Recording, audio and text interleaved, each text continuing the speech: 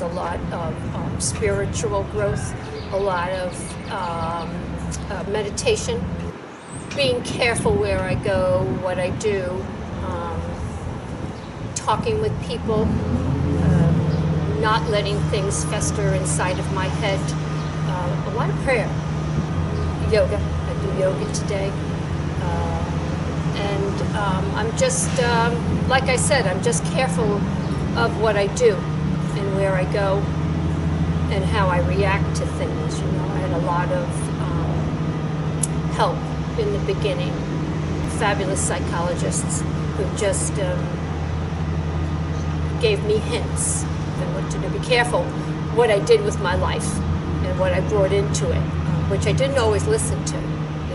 So yeah, it's just a way of life that I've become used to, which I don't even realize that it's something that I need to do on a daily basis anymore. It's just something that I do on a daily basis, which is prayer, meditation, quiet time, solitude, not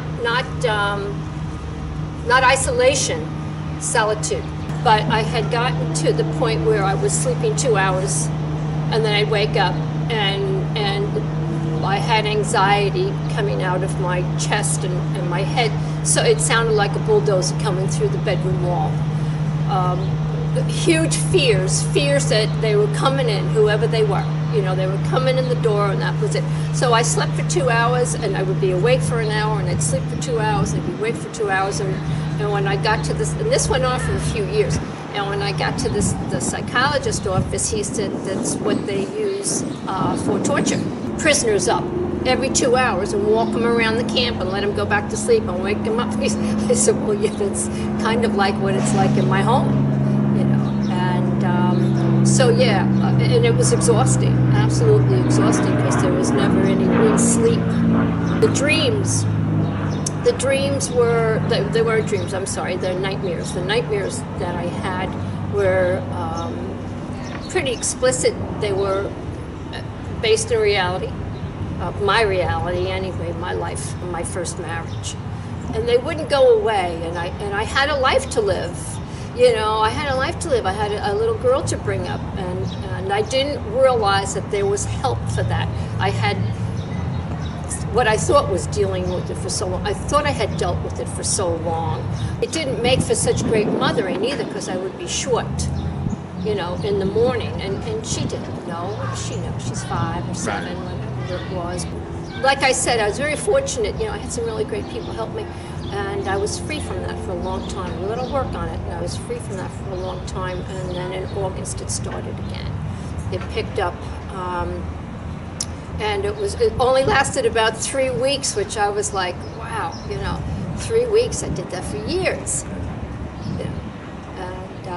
But I immediately got help. I recognized it within 2 days. I said, no, I'm not doing this again. The crawl back up out of that is too difficult, and it takes too long. So I immediately went to the doctor and confessed, so to speak. There you go. You know, I confessed. I said, I need some help. Would you say it was, it takes almost a superhuman effort to get out of that kind of a spiral? I couldn't do it on my own. Right. And I tried for a few years. A misconception many people have, that they can do it on their own. Yeah, if I just, you know, how do they say, pull myself up by my bootstraps, so to speak, you know, well, then I wind up on my rear end, you know, when I do that, you know, and I did that for quite a while, and each time I did that, I got deeper and deeper and deeper into the hole. You know, I learned about good and bad and evil and all that stuff in school when I was a kid, you know, but and I believed it, but I never experienced it. Indeed. Until then. Yeah, and that self-spiral is pretty incredible. It is pretty incredible. Right. And I didn't realize it until I came up and out of it. Right. You never do. Oh my God, I can't believe it. And it's like, oh, I can breathe again. Freedom. There's color again. I can hear. I can smell. The sense is alive. Nothing short of a miracle. It is. And then all of a sudden, life is that big a gift. Right. So yeah, I couldn't do it on my own, but I found a lot of people who could, and then a lot of God business. Excellent. A lot of God. Excellent. Yeah. finds a crumpled letter that was just behind the door. As she begins to read it, with tears in her eyes, a horrible feeling rushed from down deep inside. She said, honey, can I talk